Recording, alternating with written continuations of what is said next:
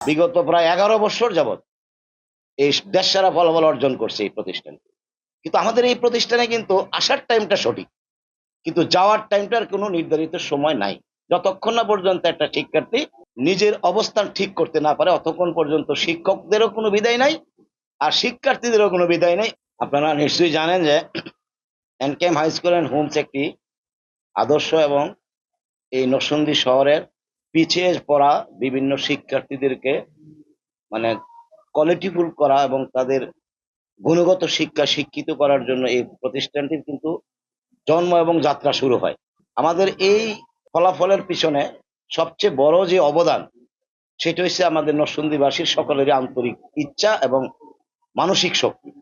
তারাই কিন্তু শিক্ষার্থী দিয়ে আমাদেরকে উৎসাহ এবং উদ্দীপনা জাগাইছে।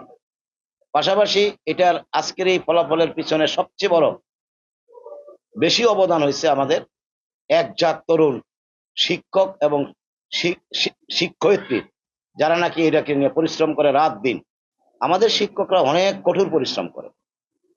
প্রত্যেকটা স্কুলই বাংলাদেশে দেখা গেছে যে একটা সুনির্দিষ্ট টাইমে তাদের আসার টাইম আছে, যাওয়ার একটা টাইম আছে। কিন্তু আমাদের এই প্রতিষ্ঠানে কিন্তু আসার টাইমটা সঠিক, কিন্তু যাওয়ার টাইমটার কোনো নির্ধারিত সময় নাই।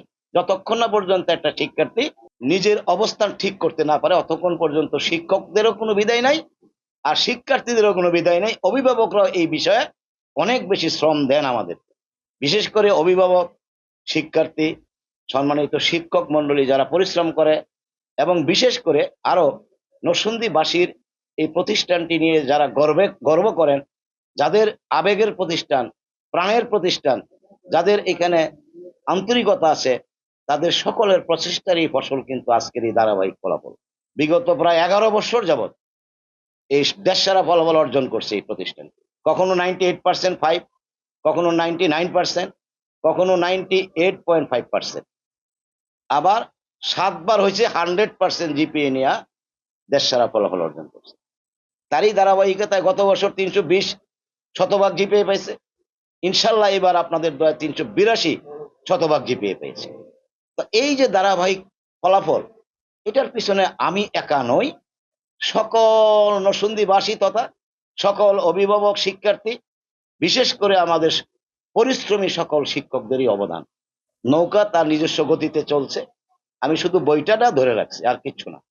তো আমি যতক্ষণ ইনশাল্লাহ সুযোগ থাকবে, আমার আমার যতক্ষণ সামর্থ্য থাকবে, আগামী দিনও আশা করি এই ফলাফল ধারাবাহিকতা রক্ষা করতে সক্ষম হবে।